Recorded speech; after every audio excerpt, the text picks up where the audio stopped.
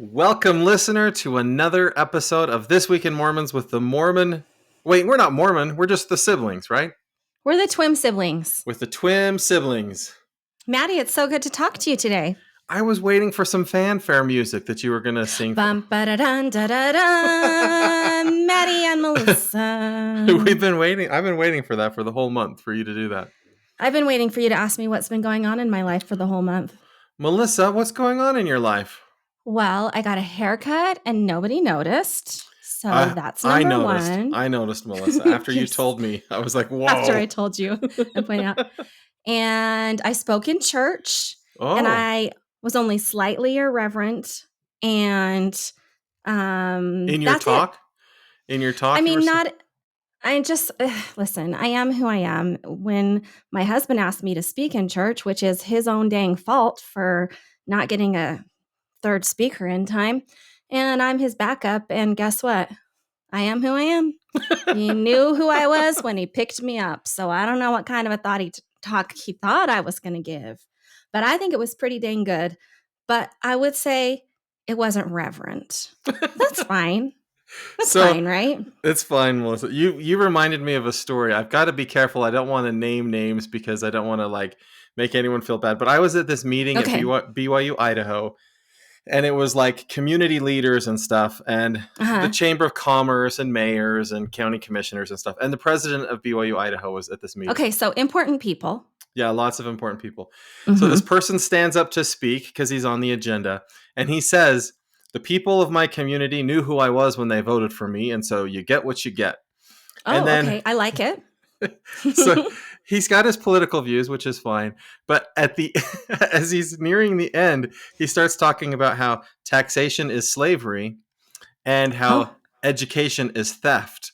And then he's like, I know. And I can see to the president of BYU, Idaho? Yes. And, he's a general authority. So he's got this smile on his face for most of the time. But then as this man proceeds to talk, I can see the smile turn to this look of concern. And then he ends with about how education is theft. And he's like, and I do work at BYU, Idaho, and I hope that I can continue doing that even after what I've said today. Okay. But isn't it big fun? Picture, did he get to continue working there? Don't know. I guess who knows? That could be a future story for This Week in Mormons. But yeah, I like people being who they are. Got to be true to yourself. That's the thing. You got to be authentic. In fact, there was another young person who spoke after me, and he had just come back to church activity. I think he's 25 or 26 after having been gone from the church for a long time. And so he didn't have a really good talk. You can tell he hadn't spoken in church a lot before, right? But he kind of stood up and he's like, here's the thing. The sister who just sat down, she was authentic, and that's what I'm going to try and be now. Nice. So I was like, sure. Yeah, that's what we want. We want people to be real. Your testimony doesn't have to look exactly like everyone else's. And anyway. Right. It's a big tent. We invite everybody into the church and we want you to be who you are. Yeah. Yeah. How have you been? What's been going on with you? I've been enjoying Groundhog Day. It's a lot of fun for me. Has that happened? Did you know today's Groundhog Day? No, I didn't. Yeah, I wake up. All I need to know: spring or no spring. What does it mean if the thing sees its shadow? Spring. I actually don't need a groundhog to tell me that spring, because I can just go outside and it's spring. It's telling you 6 weeks from now what's going to happen. This groundhog said spring is right around the corner. Okay, well, statistically, and I am making these numbers up, but statistically, the groundhog is correct something like 32% of the time. So what we should really do is believe the opposite of whatever it means. Oh. Statistically. You're not really good at folklore. Made up statistics ruins folklore, Melissa. Is there anything more American than Groundhog Day? We will turn anything into a holiday in the United States. Anything. How are you celebrating? What are you guys doing? Are you having ground chuck for dinner or something? How do you celebrate Groundhog Day specifically? You don't ever you seriously never watch the Pennsylvania thing where they pull out the groundhog? Punxsutawney. Punxsutawney. Yeah, Phil. Yeah. No, I don't. Do you? Do you have a special? Family? I watched it live this morning. No, nobody else wakes up for it. They don't appreciate it. Thousands of people, I'm not kidding, thousands of people stand around and wait for this person to read this proclamation about the groundhog and what the groundhog prognostication is. And then they cheered Hey, because spring's soon. speaking of folklore, I heard that next year it's going to happen at the Philadelphia Temple. Punxsutawney Phil's going to come out at the Philadelphia Temple. Hey, We'll see if listener, I'm right. you might not know this, listener, but we've been now sponsored. This podcast is sponsored by Postum.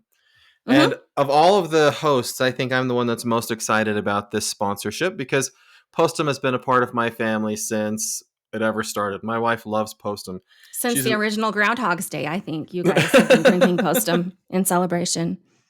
So I don't want to tell Postum how to do their job, but I think Okay. that Postum markets themselves poorly for our audience. Okay. Because they call themselves the coffee alternative.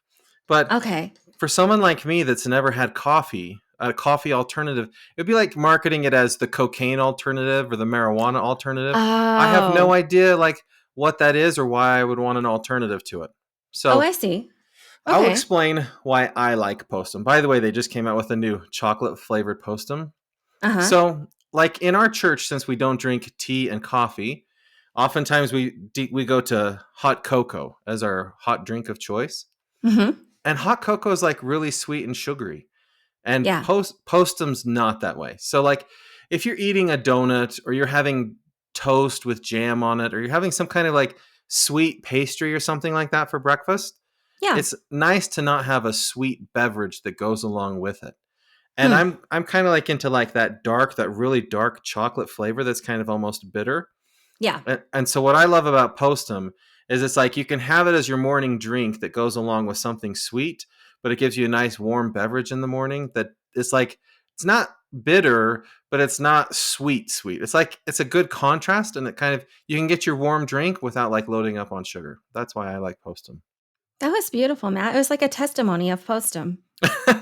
And I will give a little Postum tip. Okay. Hot cocoa, you just put the cocoa in the water and stir it, and you can drink it right away. Postum something you should put the hot water in, put the Postum in, stir it, and then you got to let it sit for like a minute to 2 minutes for it to really kind of mix in the water. If you do it too fast, it doesn't work so well. Well, I'm glad that you're our resident expert, and thank you, Matt. Thank you for sharing. I feel all kinds of emotions. Are you going to try Postum? Yeah, I tried Postum, and I mixed my Diet Dr. Pepper in with it. Did I ever tell you that I wanted to? I like. I did ever tell you I wanted to open a shop called Dutch Brethren, and it would be Postum with caffeine pills in it for people who want to get baptized, but they don't want to drink coffee. You can't have coffee, right? So it's like, come to Dutch Brethren, and we'll give you your morning cup of joe, and it will be not coffee. It'll be Postum with lots of caffeine in it. You can choose how much you want, and it'll feel like coffee for you. Just a minute. I'm really quickly buying that website before anybody takes your Dutch Brethren idea. Okay, and purchased. Check. Okay. Hey, should we get to the news? Want to do some quick clips? Yeah, let's just go through some of these fast things. There's a lot of little things happening. Go ahead. So they already announced all of the new mission leaders, but now the church news is going through and giving you the bios of the church, newly called church mission presidents and where they're serving. So they have like some real cute couple pics. Yeah. So when I was a missionary, because when I served in Ukraine, we didn't have access to anything. Like you couldn't watch TV. There was no internet. So what we had was the church news and the church periodicals. And so I would read all the bios of all the mission presidents because there was nothing else to read. Yeah. And back in the day, they used to put the careers, like what the person did as a profession. Oh, right. Yeah. I noticed they're not doing that anymore. You only see all of their church callings. Yeah. Well, I like that they have the husband and the wife both listed as the president. I also noticed that most of them are not from Utah. Most of the new mission presidents are California, Arizona, and then a couple from Oregon, and then outside of the United States. So I thought that was pretty cool too. Do you want to know the other thing I do now that I'm an older person? Sure. I look for the people that are about my age, and I look at their picture and I say, do they look younger than me or older than me? I do that all the time too. Like, we're the same age. Which one of us is aging better? Why do they look so old? Yeah. And so do I. Okay, next up, did you know that Easter is only going to be 1 hour sacrament meeting from now on? Yeah. Oh, I love it. I love it. Yeah. Yeah. So it's going to be from now on, it's going to be Sunday that's closest to Christmas and Easter Sunday. It's just going to be a 1 hour service and it's going to be sacrament meeting. And, hopefully it's going to be very Easter or Savior centered and kind of the same idea as Christmas. Like, let's invite our community and let's have a really faithful Sunday. That's a great idea. Was New Yeah. Year's also New Year's Day? Was that 1 hour church? No, it wasn't. Oh. Did you only go to 1 hour? Because that's okay. That's fine. Sometimes on holiday Sundays, I'm driving to and from vacation spots. Sure. And so I just turn on church on my phone. I find some Zoom channel of church and just listen to it on my phone. So then I don't get to do the second hour. So I would be unaware if there was a second hour. Yeah. Okay. Allowed. Okay, I'm excited about that. The next quick story is that there's two stories from abroad. One is that the church in Dubai is joining with, or they did in the past, they joined with the Sikh congregation. It's actually the largest Sikh temple in the world. And they had like a day of service where they were putting together, I think it was food bags or something. Well, that's cool. Yeah. Who's the most famous Sikh? Nuru Ganak? That's not who I was thinking of. Guru Nanak. That's his name. I said his name backwards. That's not who I was thinking of. I was thinking of Dwight Schrute from The Office. Is he a Sikh? What's his name? What's his actual in real name? life he's a Sikh. In real life. Yeah. No. I can't think of his name now. No. Yeah, he is. He's written 2 books, and his last one was called Soul Boom, The Need for a Spiritual Revolution. And that just came out last year. And his one before that was an autobiography about, being a Sikh. Sikhs don't cut their hair. Okay. Maybe what he's not is his name in real life? I can't remember his name. Yeah, okay, hold on. But you know the word guru? The word guru that we use all the time comes from the Sikh religion because that's their word for like a holy person. Oh, is a okay. Guru. Okay, Rainn Wilson is his real name. We're going to Google if Rainn Wilson is a Sikh. Rainn Wilson, religion. Uh-oh, I'm totally wrong. Baha'i. Oh, okay. I mixed up Sikh and Baha'i. Hey, oops. You know what? Hey, fun fact for a different conversation. Okay, so if it comes up at another time in real life, now you know. Dwight Schrute is Baha'i. Rainn Wilson did write Spiritual Revolution. It has nothing to do with today or anything we're talking about. Carry on, Maddie. The Sikh men don't cut their hair, so they have long beards and they have turbans on their head because they put all of their hair in the turban. So that's a sure sign that Rainn Wilson's not a Sikh if he doesn't dress the way. Do you know what I should do? I should host a religious podcast. You should. I'm smart. We should add in a segment called Famous Baha'i. And we can talk about who's the famous Baha'i. The other thing I think is kind of interesting is Elder Renlund visited the Prime Minister of Cambodia. I actually think it's really cool the way that our church leaders are able to visit with world leaders around the globe. Like it just shows what a global church it has become.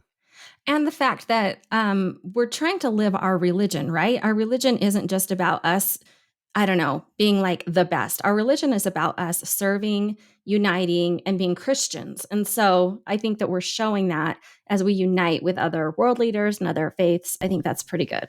Yeah, I like it. Okay, next story, Melissa. Okay, so there's another temple open house that just began. It's the Red Cliffs, Utah Temple.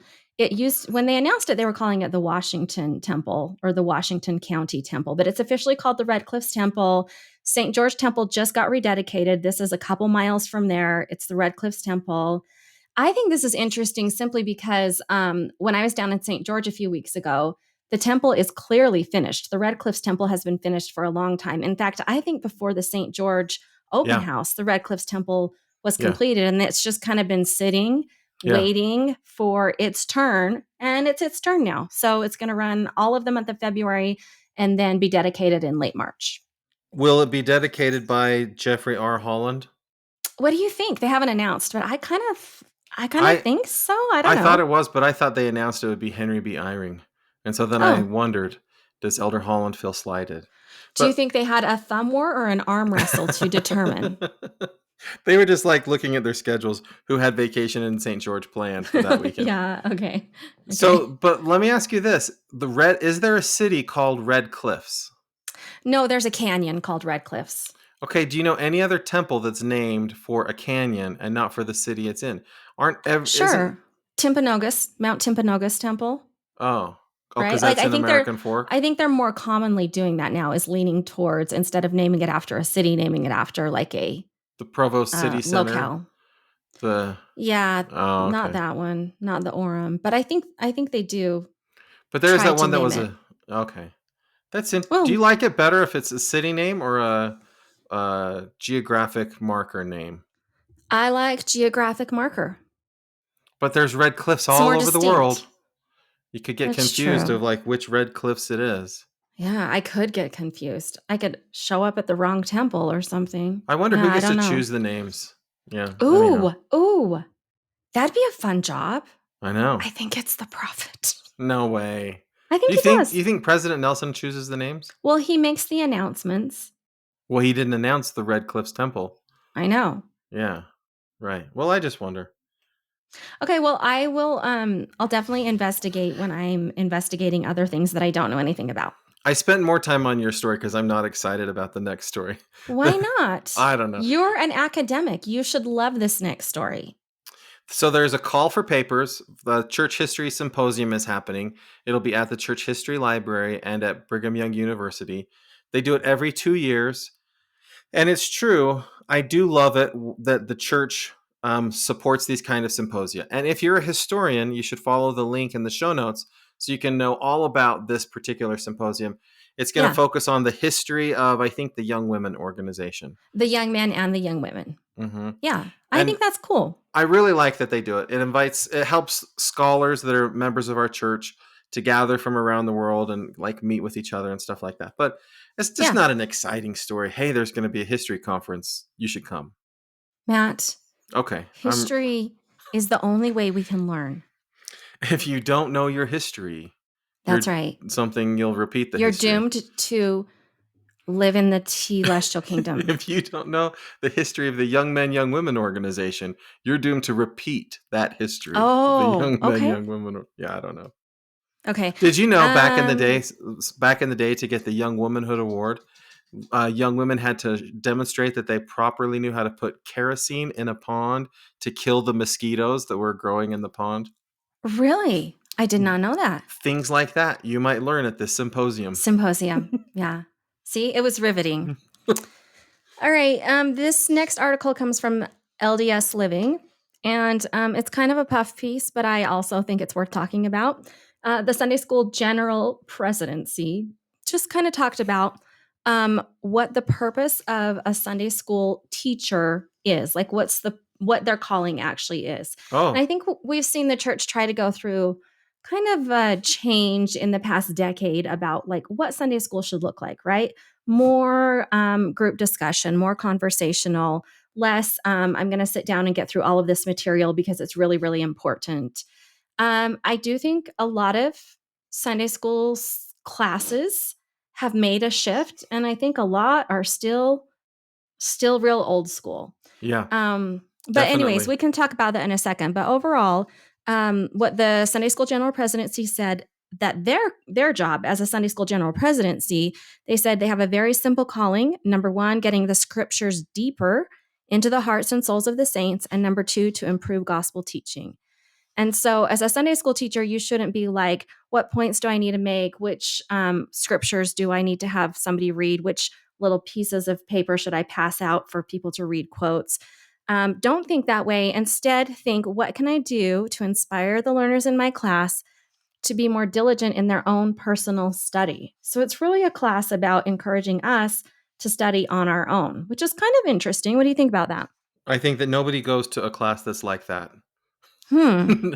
I appreciate that the church is trying to change the way Sunday school is run, but in my own Yeah. personal observation, we have in our ward, he's a retired educator. He taught in like Mm-hmm. public schools for 30 years, and Mm-hmm. his method of teaching is a PowerPoint presentation that he Mm-hmm. lectures for an Yeah. hour.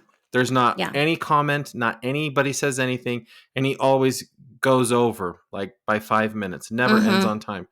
He's mhm, not the Sunday school teacher anymore, but he was the most beloved Sunday school teacher, and everybody wanted to go to his class because mhm, they just loved it. And then we have other Sunday school teachers that are very kind of like, we would call it maybe a Socratic method kind of thing, where they say, what did you read in your scriptures this week? What would you like to discuss? And they have a broad framework of what they would like to discuss, but they rely on the class members to share based on the things they've been reading in their scriptures. And Mm-hmm. that class is not popular generally. And you'll get like 5 or 10 kind of people that like to do that sort of thing. Yeah. But so I don't know. I feel like the membership of the church doesn't really like the way that the Sunday school presidency is trying to move Sunday school. Hmm. People want to just go there and kind of be Interesting. on their phone or something like that. Okay. Okay. Here's what I think. Sunday school is too long. Okay. A full hour is too long. We made that shift when we went to 2-hour church, and it shifted from like a 35 to 40-minute lesson to a 55-minute lesson. And it is too long. That's Mm-hmm. number one. Number two, there's nothing I hate worse than when the teacher says, okay, let's split up into groups and you guys are going to discuss this Mm-hmm. scripture and you guys are going to discuss this scripture, even though I know they're like trying to do the model. As a firm introvert and person who does not want to engage with strangers, even people that I love in that way, I get the heebie-jeebies when that happens. So However, you I do prefer the think better lecture learning thing? takes place.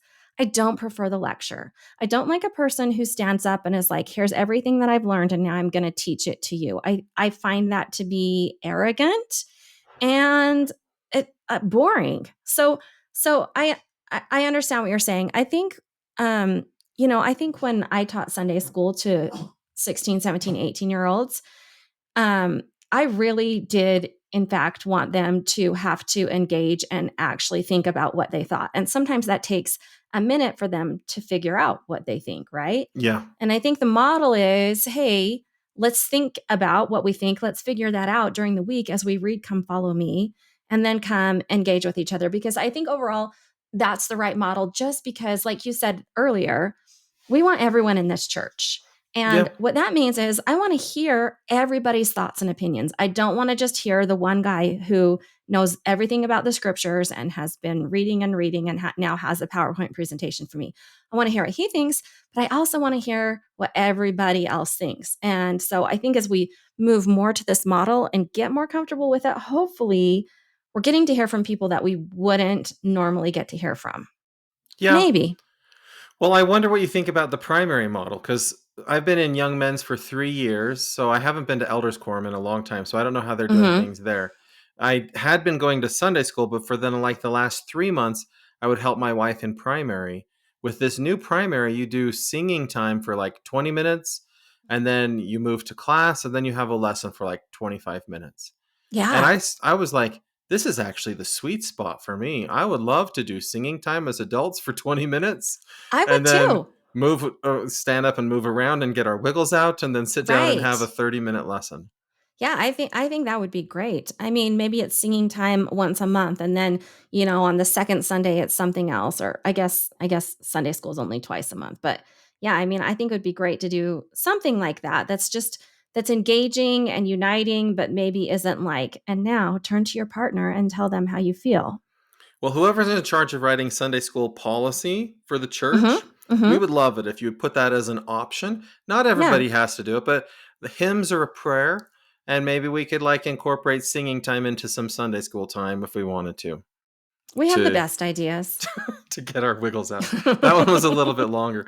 Okay, this Okay. story is, we're going to go from a little bit of levity to, well, I don't know. There's another lawsuit against the church Okay. alleging tithing misuse. This is from a couple in California, and I think they're trying to make it a class action lawsuit.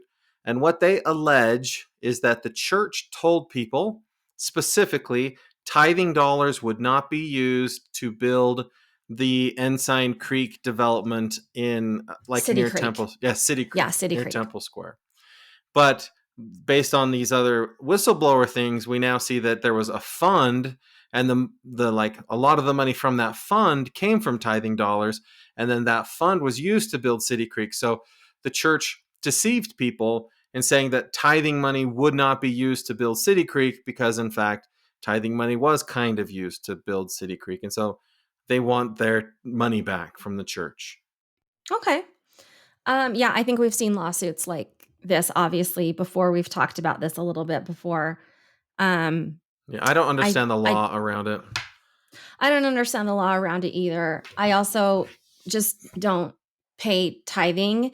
I mean, if you want to donate money and say specifically where it goes, then that's what those other line items are for, right? Like I can say this specific money is going to go to young women's fundraiser or, whatever it Right. is, Right. mission fund, Book of Mormon fund. Mm-hmm. Tithing, it's not mine anymore. Yeah, so when missionaries teach in their lessons, tithing is used for operating the church, or maybe they'll get into Okay. some specifics, right? And so, and or when church leaders say this is how tithing money is used, I don't really feel like that's them telling us, give us your tithing so that we can use it on this. When they say Mm, give us your tithing, it's like there's a doctrinal foundation for why you pay tithing, and it's sort of this idea of you pay tithing and you don't ask what it's going to be spent on.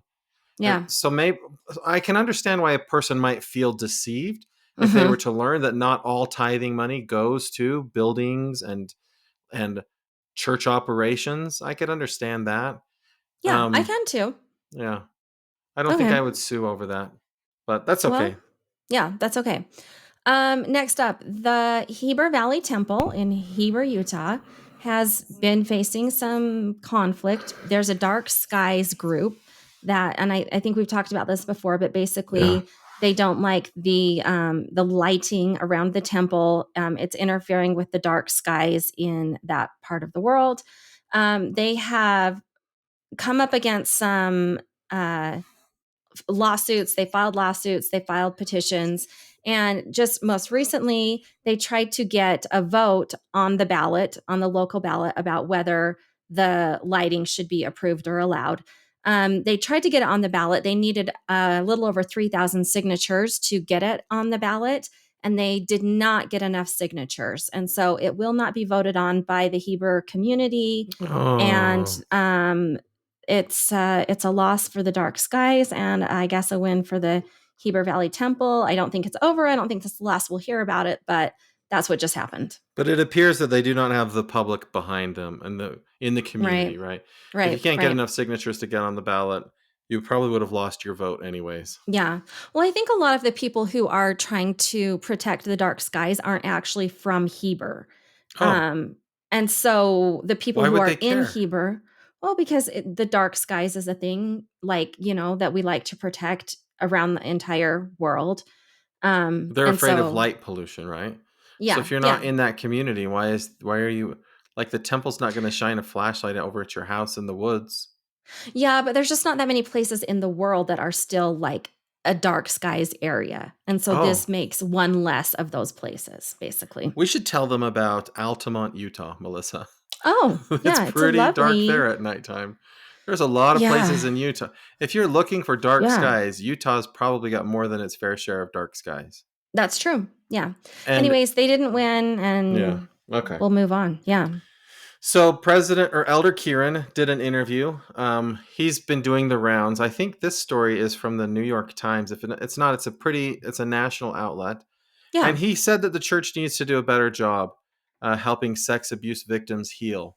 And in a Yes. related story, there's a stake president in Pennsylvania who's been charged, and I think he's been arrested Mhm. for not reporting sexual abuse that was happening in his stake when he knew about it, because church leaders are mandatory reporters in that state, and so Yeah. he's going to face legal action.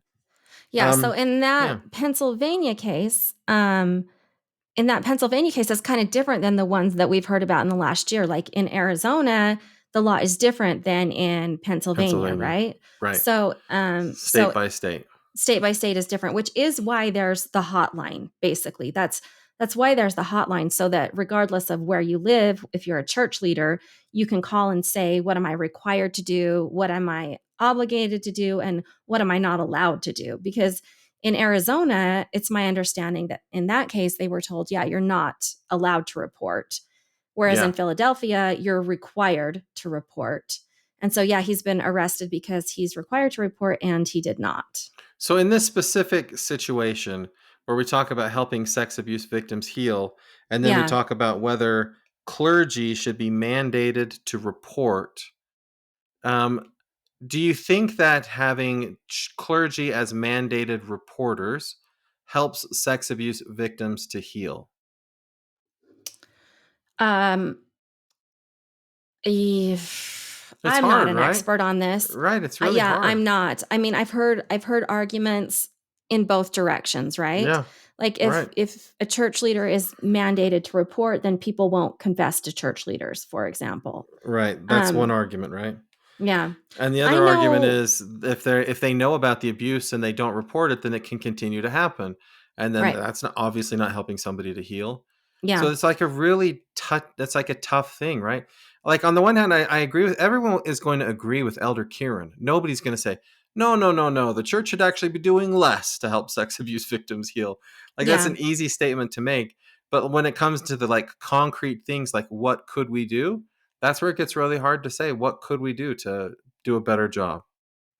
Well, one thing that Elder Kieran said is he said that it's difficult to overcome the trauma that comes from abuse, right? Yeah. And that one incident of abuse is too many just because it is so much trauma.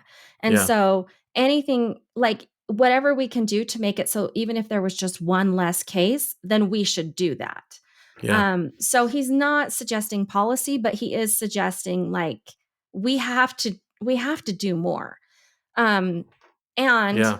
I think I think that as a teacher, as a public school teacher, I'm a mandatory reporter, right? So Yeah. if I hear about abuse, I have to report it. That's awesome, but morally, I feel like I'm a mandatory reporter. Yeah. And so the difficult thing for me is if you are in a state where you are not a mandatory reporter, what if you want to report but you're not supposed to or you're not allowed to?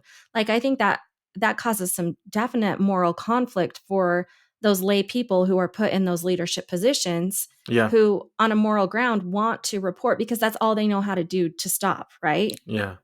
Yeah. So I have two thoughts as you were talking that I thought of. So when I was a bishop in a YSA ward, um, I was just shocked at the sheer number of people I talked to who had been victims of sexual abuse when they were younger. Yes. Yeah. And so, just because in my world, I just people don't talk about it that much, so you don't Yeah. know. And I think that, like, just how we say in the church, you should assume that people are struggling, even though you can't see it. Right. Right. People would just be shocked at the number of people that are sexual abuse victims. So, I think one In Utah, it's 1 in 4 girls. That's that the doesn't, current yeah, statistic. that Yeah. doesn't surprise me based on my personal experience. And Yeah, but that's an incredibly high it's number. horrible, right? And Yeah. so I think what could we do as a church, like not institutionally, like what could they do? What could we do? Mhm. I think Mhm. one, we could recognize that mental help, like psychological help, there are people out there with tools that really can help people Mhm. deal with this sorts of abuse and trauma. And sometimes I think that that stuff gets stigmatized, the idea of going to a therapist and going to a psychologist.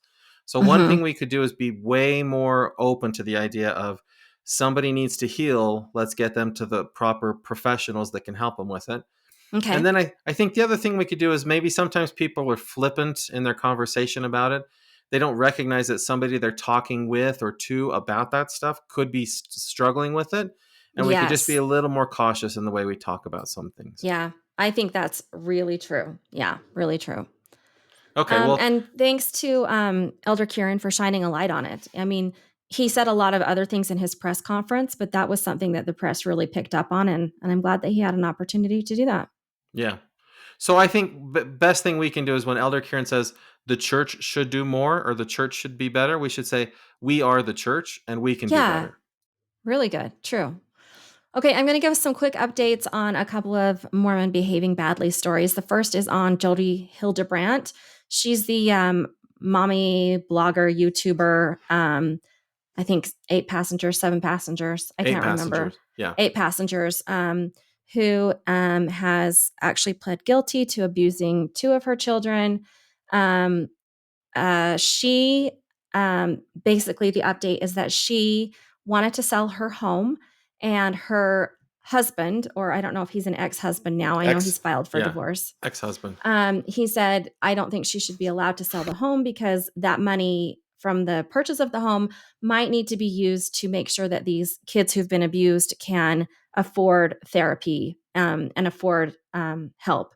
So Hmm. the judge said, you can sell your home, Miss Hildebrand, but you need to set aside $100,000 of your home's profits to be used in a judgment against you. And right now, we don't know what that Wow. judgment will be, but you have to set aside at least $100,000 for that. So I bet that's you the could get update on more than her. I bet you could get more than 100,000 in a judgment against her for that. Yeah, it's interesting, huh? I Yeah. mean, yeah, I don't Yeah. know how they come up with the numbers, but yeah, it was Yeah. interesting to me too. And then the second update is on Tim Ballard.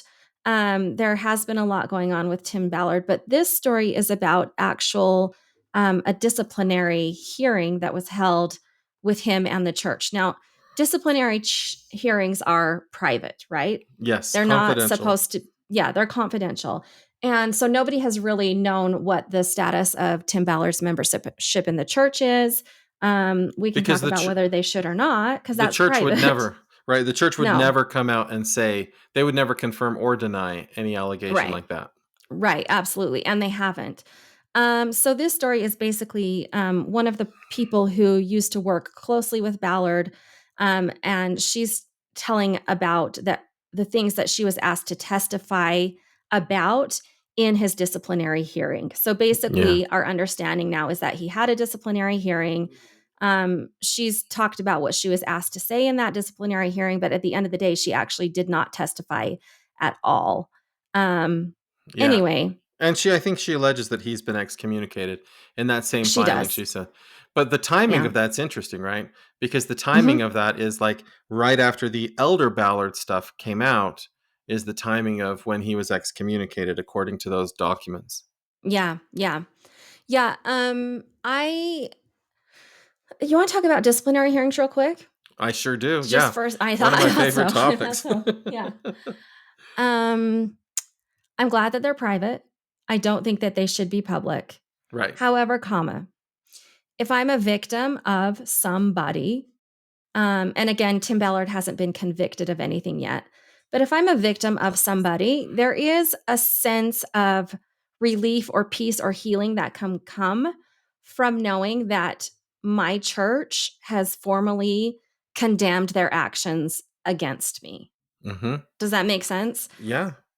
Melissa, it goes further than that. Family Yeah. members, right? I know Mhm. situations where there's spouses where, like, a husband will do something and then he'll tell his wife, "I went to the church and I repented, and these are the things I was told." And Mhm. like a spouse can't go to the bishop and say, "Can you tell me what happened in that church disciplinary thing?" Because Yeah. they can't tell the wife what happened. So there are Yeah. times when in marriages people think that somebody's been to their bishop repenting, participating in a council or whatever, and the husband or wife is lying to their spouse, and there's no way for them to know that they actually Yeah. never went to the bishop and went through any of that repentance stuff. Interesting. Yeah. And again, I do think that's how it should be. I do think that your membership is personal and private. But Yeah, I but think there's somebody, some interesting pieces to that. people that are people that are involved in this situation, right, should have some Yeah. idea of what's happening. It should not be 100% on the member of the church to decide who gets that and who doesn't get that information, because Hmm. there are people aligned. When we go back to we could do more to help sex abuse victims, one thing you could do is let people know kind of what the church is doing about it, at least Hmm. those that have a, don't you think some Yeah. people have a right to know what's happening? Well, yeah, I think that's the conversation to have, right? Because like if my young men's leader has been removed from the church because he has committed a sexual abuse against somebody in my ward, do I need to know all of the details? No, but No. maybe it's helpful to know because then maybe I need to say to my kid, "Hey, did anything ever happen?" Because, like otherwise you don't think to ask or I don't know. There's Right. just So here's there's the reasons to have knowledge. so like this happens all the time, but if there's a disciplinary hearing, there's something you put in the computer and there's something that goes attached to the person's record so that if they move to another ward, the bishop can look it up and they can see the notes and they can contact the prior bishop and kind of find out what's going on. But let's say that Mhm. you tell everybody you went to your bishop and repented, and then you move to another ward where nobody knows you. Mhm. Nobody in that new ward will have any idea what happened in the past because there's Yeah. not anything in your record to indicate that anything ever happened because you Yeah. never went. And then Yeah. your spouse, your family, everyone, they're going to assume that the new bishop knows when in reality the new bishop has no idea, and the new stake and all, nobody has any idea. Like Yeah. that current process makes it really easy for serial predators to continue in that behavior. Yeah, that makes sense. I'm really glad we Well, had that that's frightening. conversation, Yeah. Melissa. Matt, thank you. Thank you. Hey, Wow. let's talk famous Mormons. Oh, I love famous Mormons. It's where you know people and I don't know any of them, and I guess which one of them are Mormon or Mormon adjacent. That's right. And so Okay, this great. week I decided to do something a little different. Okay. I'm not on Instagram. I mean, I am, but not Mm-hmm. really. And I Mm-hmm. thought, okay, let's find some Instagram celebrities because maybe Oh, okay. Melissa or our listeners might know who these people are, Okay. even though Okay. I don't. And we're going to guess Okay. which of them is LDS or LDS Okay. adjacent. Okay, Okay. so Perfect. the first one is her name's Brianna, and her Instagram handle is Bits of Brie. Have you heard of Bits Bits of of Brie? brie. Is it brie cheese? No, no, no. Her name's No. Brianna. I know. I know. Bits of She brie. has 183,000 followers. Matt, that's not even Instagram famous. Okay, okay. But So, fine. Okay. okay, all right. Great. Melissa Okay. Weiss. Hers is at Weiss Fam. At Weiss fam. At the Weiss Fam. She And what's has hers about? 217,000 followers. It's about being a mom. Listen, Okay. Okay. it's hard for me to figure out who's Instagram famous. Okay. 217,000 seemed like a lot to me. Okay. Okay, the last one is Amber Filler Up. She has over 1 Okay. million followers. I think almost 2 million That's better. followers. That's Do you know? better. Do you know who she is? Amber I don't. Filler Up Clark. I don't. Okay, well Um maybe our listener knows these so people. Bree, Melissa, or Amber. I'm gonna go with Melissa because that's my name. Oh, good guess, but no, it's Amber Filler Up Clark. Okay. The Sh- most famous. She really is the one with the most followers, Yeah. and Yeah. she's got what does she put on Instagram? I think she lives in Hawaii. Okay. I don't know what these people do. I'm not good at the She's the Facebook, the founder of Instagram. Day Hair, okay, Okay. and of B&B Hair, okay? Mm-hmm. And it looks like she does oil painting, scrapbooking, kid snacks, glassware, and doodles. Mm. So she's crushing it. I Hey, think these Amber, people are all thank you. called. Yeah, Amber. We're so glad you're a member of our church. Yeah, And sorry, I don't know who you are, but yeah. But we mommy love you so bloggers. much. That's not my world. I don't know mommy bloggers. Yeah, Matt, that was really good this week. I'm glad you decided to mix it up. That's fun. Yeah, I think some of our listeners are really excited to find out that Amber Filler Up is a member of Yes, our church because they've probably I been think so too. following her and they're like, is she? Uh-huh. Isn't she? And now they Right. know. Right. Okay. Okay. Big deal, little deal, or no deal? Oh, I love this segment. This is I so know. fun. Okay. I'm going to give you a headline. You're going to say if it's big deal, little deal, or no deal. Okay. Okay. Okay. So, diverse portraits of Christ. Diverse portraits of Christ are going to be featured in a new art show. Okay. Big deal, Okay. little deal, or no deal. 3, 2, 1. Big deal. Little deal. Oh. Oh, good, good, good, good. Well, It's a deal. is it a church art show? Well, it's in Provo, Utah, but it is not specifically a church art show. It was actually put on by a group that's called Meeting House Mosaic. And Meeting House Mosaic is a group of Latter-day Saint women. And so, sort of church ish adjacent. But so, this group of LDS women, their whole thing is that they want to promote diverse representation in the art that we use in our meeting houses. So, that's their kind of thing. This is why I said big deal. Okay. Okay.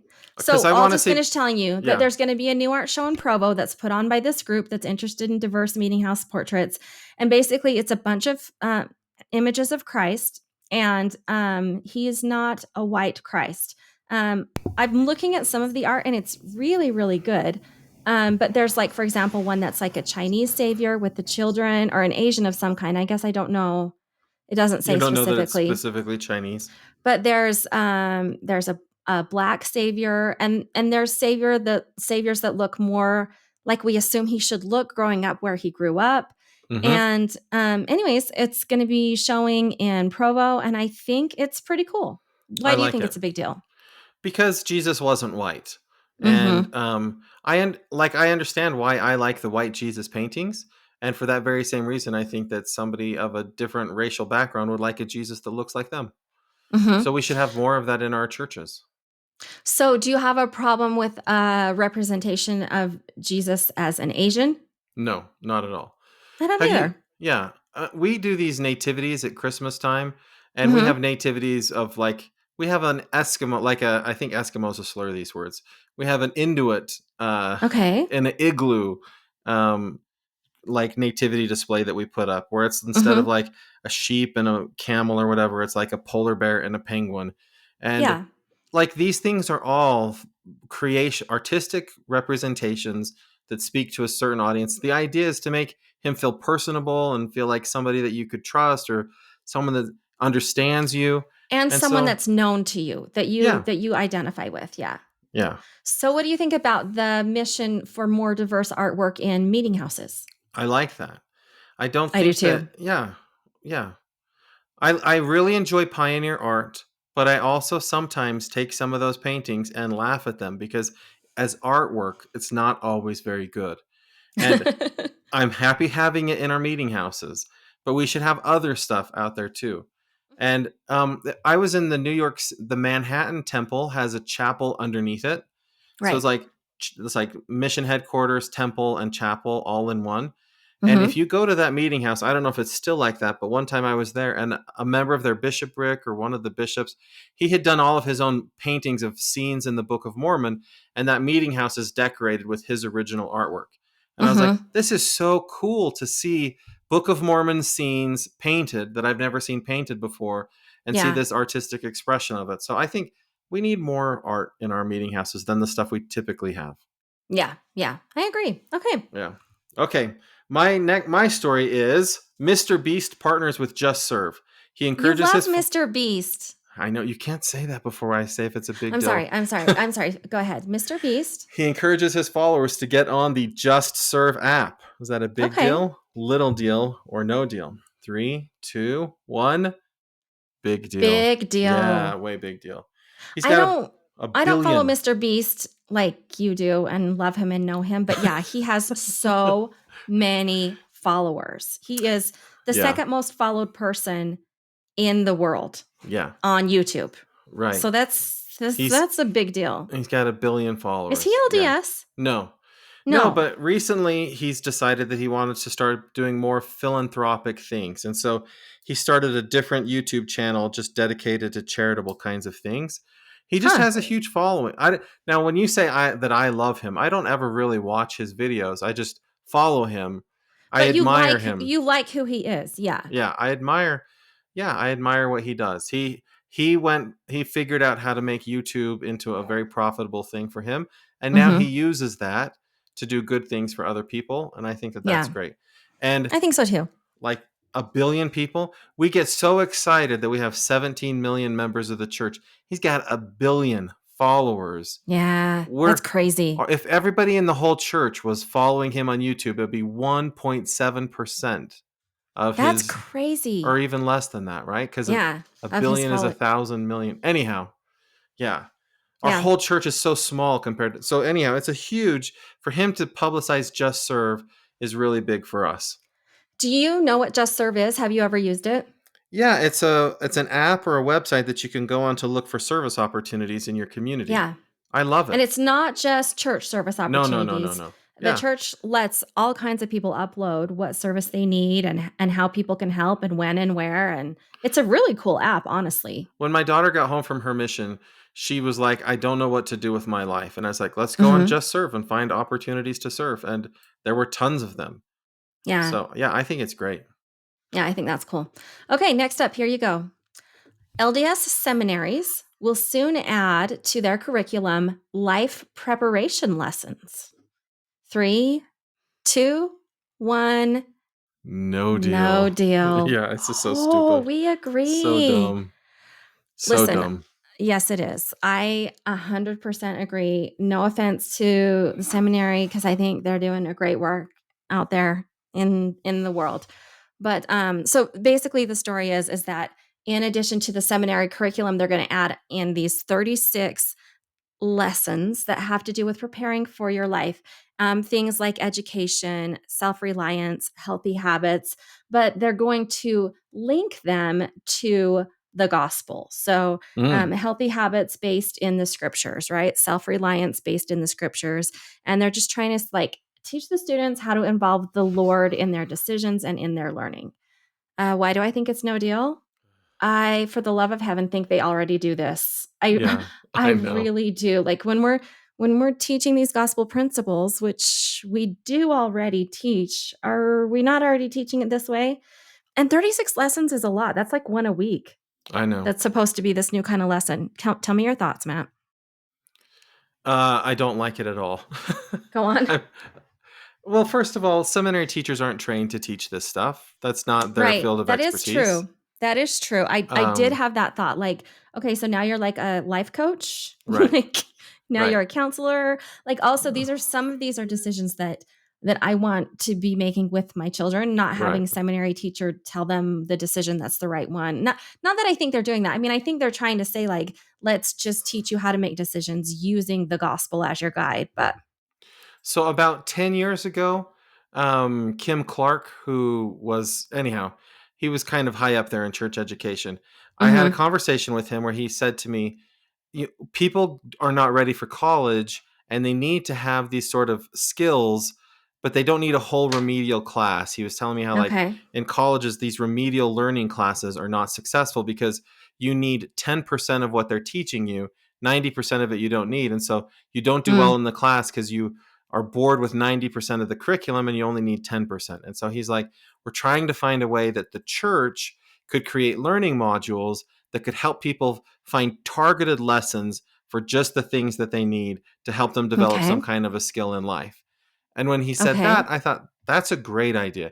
If you want to create learning modules and put them on the church website and make them available for people who need to develop skills, and they say, here's some really good curriculum that experts in the Yeah. field have developed, I love that.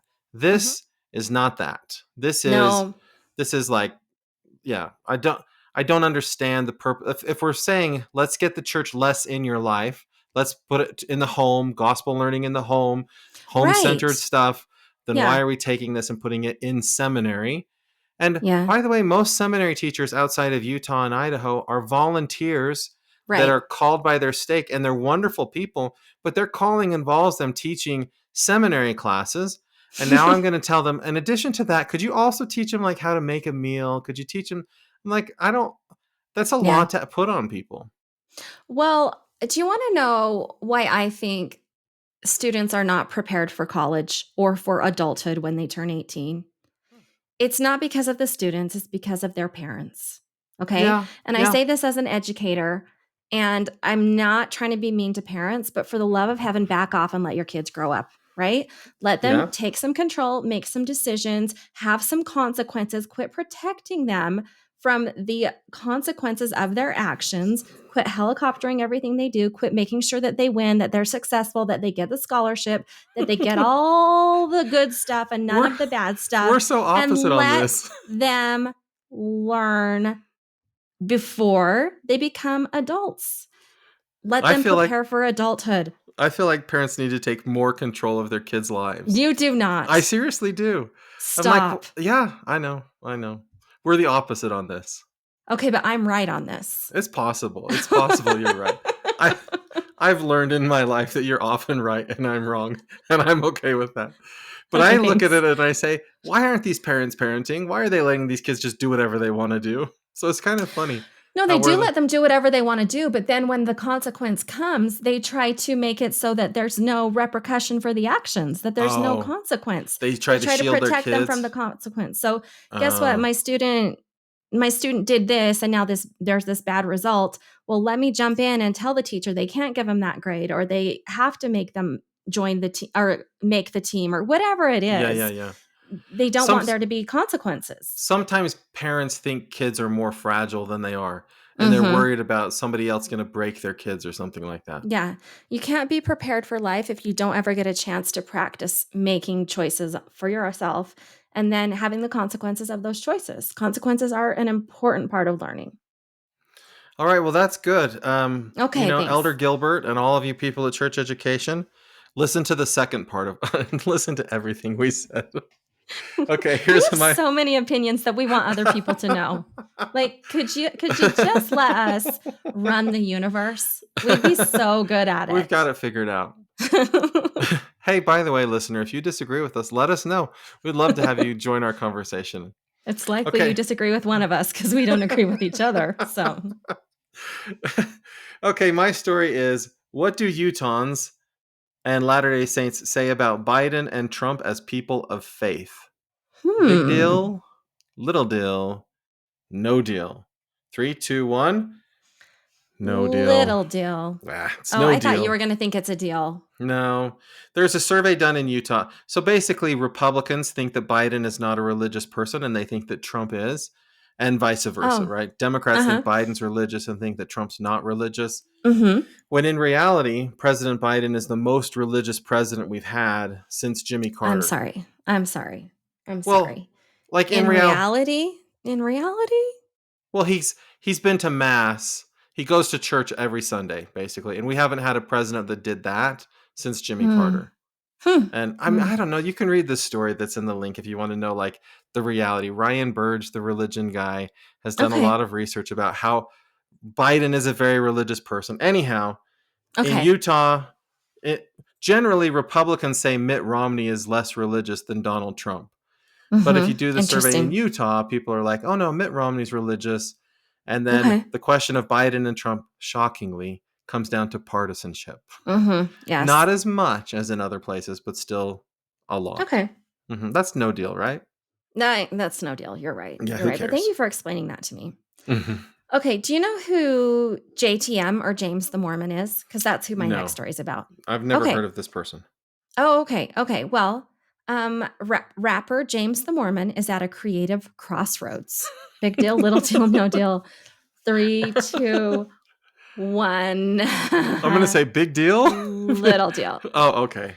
I've Okay, never listen. heard of him, but I just listened to this podcast on NPR. It's called World Cafe, and they interview music artists. And JTM is what he goes by now. He used to go by James the Mormon. He's a moderately big deal in the music world. And basically, he just on this podcast talked about how he originally wanted to become a rapper to bring people to the church. So that's why he called ooh, himself James the Mormon, right? okay, He's big like, deal. people who like rap will listen to my music and like it. And then they'll be like, Mormon, wait, I want to look into that. I'm interested in that. But what happened instead is that Mormons started becoming rap fans. So Oh, rap artists, rap listeners didn't become Mormons. Mormons became rap fans. Is that's kind of like, so so it kind of great. happened in reverse. Yeah. That's so great. Um, and so then he changed his name to JTM because he's like, okay, this isn't working how I thought it was, how I thought it would. And he just had realized he'd kind of put himself in a box and there was, he only had this teeny tiny market. So he's tried to Ah, reinvent himself. And but basically, I think it's a little deal because NPR is listened to by a lot of people. yeah. JTM is pretty well known, and I think it was a great opportunity for him to share. Actually, he shared his testimony really beautifully on there. Okay, He big deal shared then. his Big deal. yeah, no, he shared his scope of like Yeah. going through not really believing and then going on a mission. And then he said, like, in the last several months, he's had a lot of people say, like, why are you still Mormon? And he's just said, like, I'm not gonna leave. I believe I have a testimony and that's who I That's am. So awesome. yeah, I think that's great. Good In a job, year from JTM. now, it's going to be, which of these famous rappers is a member of the church? And it'll be like Snoop Dogg, and Okay. I can't think of all the rappers. He's probably not even a it's probably people who listen to rap are like, why are you saying Snoop Dogg? There's la la la Yeah. la la. It's okay. NBA It's okay. Youngboy is a bigger deal. Okay. Yeah. Okay. Okay. Hey, I like that story. Okay. Okay. It seems like every month when we record, we have a story about Hulu or Netflix doing some series about members of our church and portraying it in a bad light. So, Okay. this story, there's a I'm new ready. series about swinging Mormon wives, and it could be coming to Hulu soon. Is that a Okay. big deal, a little deal, or a no deal? 3, 2, 1. Big deal. Big deal. Oh, Yeah. I didn't think we were going to agree. I do think it's a Yeah. big deal. Go ahead. Well, so Sister Wives has been super popular as a television show. I think that Sister Wives is going to have to take a second place to this because Swinging Wives is more fun than polygamy. Polygamy, you have to deal with all the like dishes and kids and all the ins and outs of how do you live polygamy. This is way Yeah. more fun. So I think it's a big deal because And Sister Wives will go away. Real Mm-hmm. Housewives of Salt Lake City. Here's why I think it's a big deal. Number one, it proves my long-standing point that Netflix does not like us. Or I Hulu. don't think Netflix likes LDS. Well, No. I just don't think they care. Here's the thing. If you're a swinger, you're not a Mormon. Wait, Like you're what? not. You mean they're going to take my temple recommend away if I start doing that? Yeah, like Immediately. Yeah. Right. So I just think it's a big deal because it's just one more way that this massive nationwide, worldwide audience gets an impression about members of our church that's just not correct. Like, why can't we do a Netflix show that's a reality TV of, actual members of the church actually living their religion?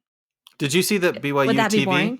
BYU TV back in the day had a reality show called The District, and they just followed missionaries around in Oh, California. yeah. Yeah. It wasn't a hit, Melissa. I It was know. not that popular. I know. If it was The Okay. District swinging, then maybe Okay, it would have been that's more right. popular. There's nothing salacious. No, I Right. just am tired of people getting an impression of my community, my religion by something that really doesn't accurately reflect it at all.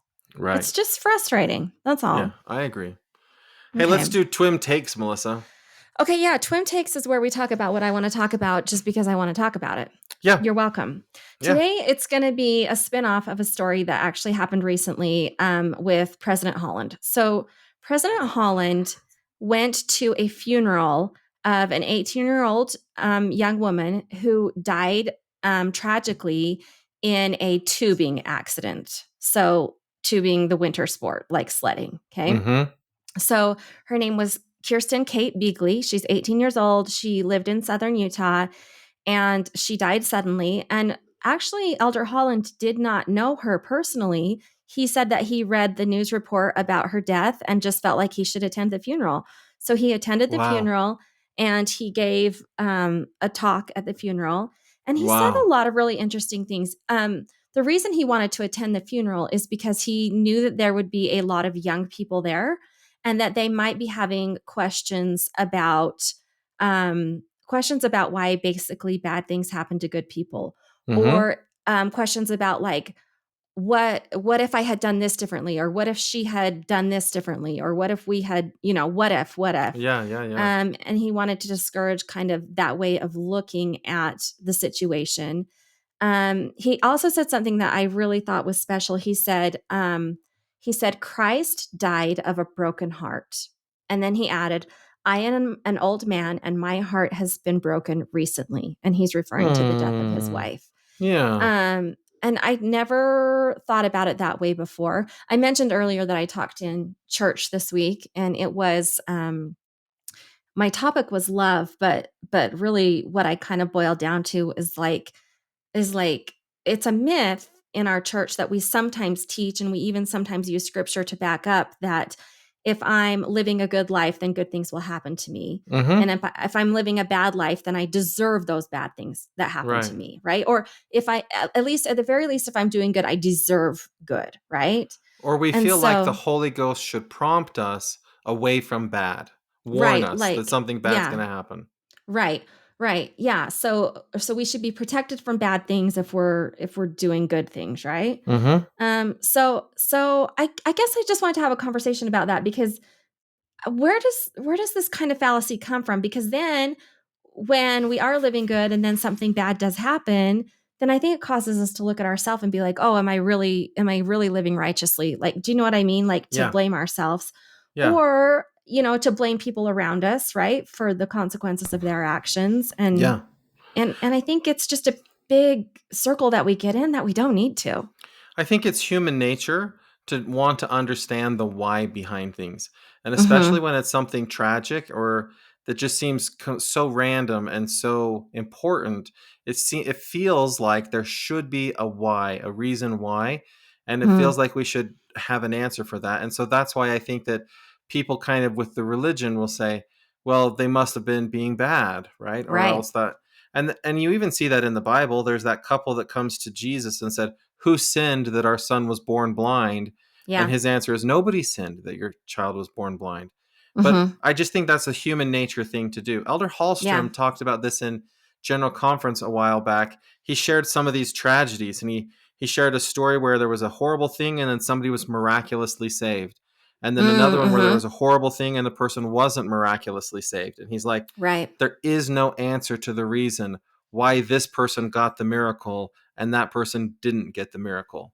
Mhm.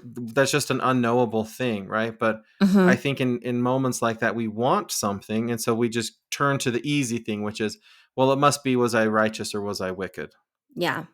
Well, and I guess I would also like us to get away from, like, what we deserve, right? Like, either we Hmm. deserve good things or we deserve bad things, and we can understand that we don't always get what we deserve, but, like, Yeah. like, if I'm being good, I deserve good, and Yeah. I think I'd like to get away from that framework just because nobody deserves bad. Like, God doesn't reward evil with evil. God only is love, right? And so I think I'd like us to get away from the framework of what we deserve, because then it also allows us to get away from the judgment of looking at other people and Yeah.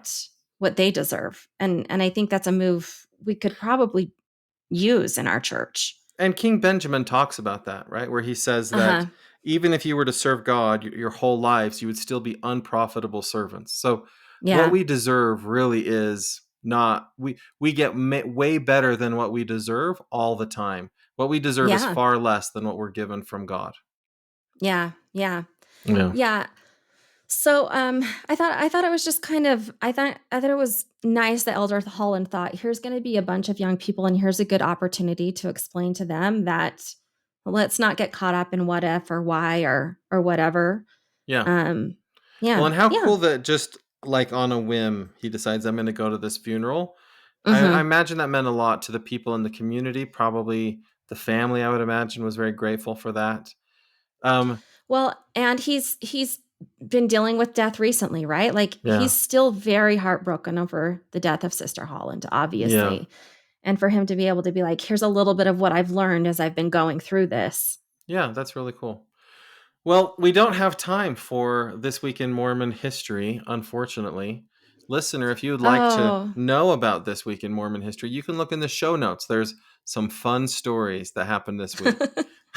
But Always. I liked the way we ended on Twim Takes. So in closing, just some things we'd like to remind you of, listener. First of all, remember that you can subscribe to Patreon and get bonus content for just a few dollars a month. And you could subscribe to our social media accounts on Facebook and Twitter. I always like to plug my podcast, particularly right now, Melissa, in this kind of Mhm. Mhm. divisive political season. As people Yes. talk about politics, it gets super angry, and people, Yeah. there's this inclination to just kind of like tune out. And I Mhm. like to say that my podcast is a place that you can be informed about politics and current events, Mhm. but you're not going to feel angry about it. Do you feel Yeah. angry when you listen to my Sometimes pod? I feel angry when I listen to your podcast, but it's only anger at you specifically. So, Right. You might shout at the podcast while we're yeah. talking, but it's fun Yeah, but loving and it it's, actually does always get resolved. Like, there is always, like, not that we all agree with each other in the end, but here's how we can all communicate with each other effectively with love and with camaraderie, even yeah. if we don't agree. Yeah. So I'm not going to say you're going to hear both sides, but you'll hear different perspectives on like current political events in a Yeah. faith promoting perspective. Anyhow, that podcast is called The Latter-day Lens. But back to this podcast, if you have comments about what we said today, you want us to read it Mhm. on air, or you just want me to read it privately and just tell me how great I am and how I'm always right, you can Mhm. email us at contact@thisweekinmormons.com. You could leave a voice comment on our website, thisweekinmormons.com. And anything you want to add there, Melissa? Just thanks so much for listening. To the original Mormon/Latter day Saint news podcast. Have a great week, everybody. Take care.